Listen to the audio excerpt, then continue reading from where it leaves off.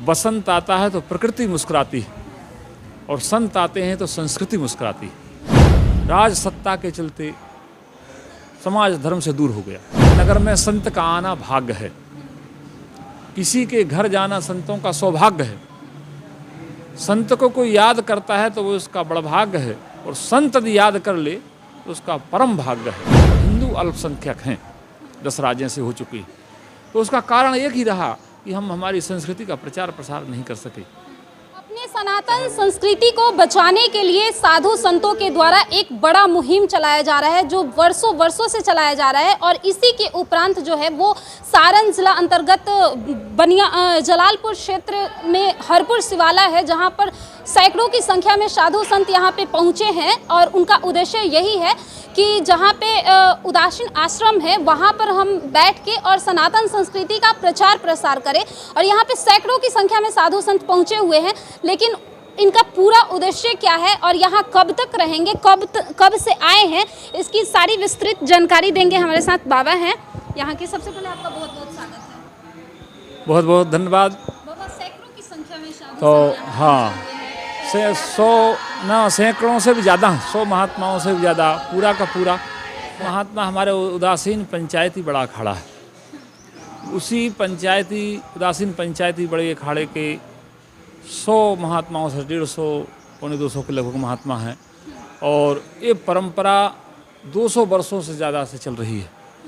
तो जिसको हम जमात बोलते हैं, रम्मत बोलते हैं, तो वो जमात हमारे बिहार में कई वर्षों से यहाँ नहीं आई। इधर तो कभी आई नहीं है, लोग जानते नहीं थे, पर उधर पटना साइड 50 वर्षों से बिहार में प्रवेश नहीं की थी। कुछ कारण ऐसे रहे कि बिहार में कुछ ऐसे, बिहार तो बहुत धार्मिक प्रांत है, बहुत धार्मिक भूमि है।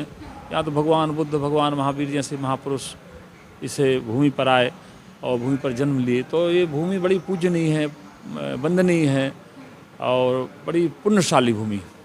परंतु कुछ कालखंड ऐसा आया कि जिस कालखंड में हमारे धर्म की क्षति हुई, धर्म का नुकसान हुआ, और धर्म के प्रति राज सत्ता के चलते समाज धर्म से दूर हो गया। तो जमात ने आना यहाँ बंद कर दिया।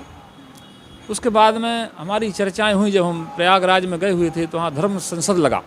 उस धर्म संसद में हमारे जो महंत लोग हैं, श्री महंत हैं, बड़े बड़े महंत हैं, उन लोगों से एक मीटिंग हुई। उस मीटिंग में एक चर्चा हुई।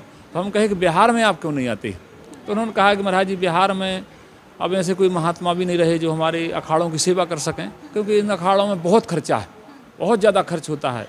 महात्माओं के भोजन, पानी, कपड़ा, कई प्रकार की उनकी सुविधाओं का ध्यान रखते हुए, और जो हमारे अतिथि आए हैं उनका अतिथि के अनुसार उनकी सेवा की जाती है। तो उन्होंने कहा कि महाराज जी, इसलिए हम नहीं आते हैं कि अखाड़ों का बहुत खर्चा है और वो लोड सब लोग वो झेल नहीं पाते हैं, ज़्यादा खर्च है। तो संपन्न इतने महात्मा लोग नहीं हैं कि हम लोगों को खर्चा का वहन कर सकें। तो हमने उनसे कहा कि हम आपका जो संभव होगा हम ज़रूर सेवा करेंगे, सुसेवा करेंगे, आप बिहार आइए। तो हम उनको निमंत्रण दे करके आए थे। तो वो आए उधर आजमगढ़ से आए बलिया। तो हम बलिया गए और बलिया से उनको सादर आमंत्रित करके आए और कहे कि महाराज जी आप आइए। तो वो आए।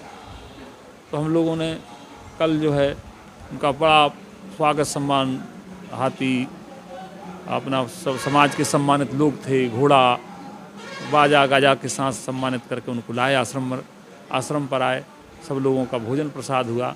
कल आरती में यहाँ सिग्रीवाल जी भी आए हुए थे। सिग्रीवाल जी के माध्यम से भी सब संतों को सम्मानित किया गया, और बड़ी सिग्रीवाल जी प्रसन्न मुद्रा में थे, बहुत खुश थे कि हमारे समाज की धरोहर हैं संत। क्या हम हमेशा कहते हैं कि बसंत आता है तो प्रकृति मुस्कुराती है और संत आते हैं तो संस्कृति मुस्कुराती है। तो हमारी संस्कृति के पोषक, हमारी संस्कृति के धरोहर, हमारी संस्कृति के हमेशा हम पहले भी कहते हैं कि नगर में संत का आना भाग्य है, किसी के घर जाना संतों का सौभाग्य है। संत को कोई याद करता है तो वो उसका बड़ा भाग्य है, और संत यदि याद कर ले तो उसका परम भाग्य है। और संत हो जाना तो ये बहुत सौभाग्य है।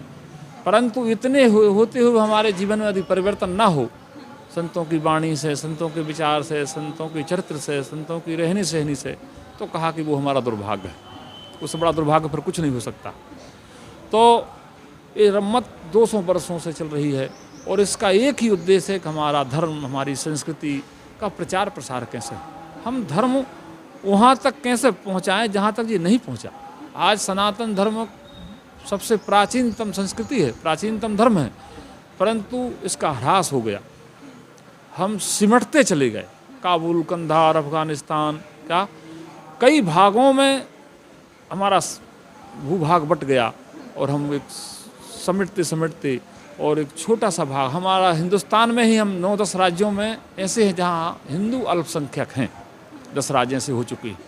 तो उसका कारण एक ही रहा कि हम हमारी संस्कृति का प्रचार प्रसार नहीं कर सके।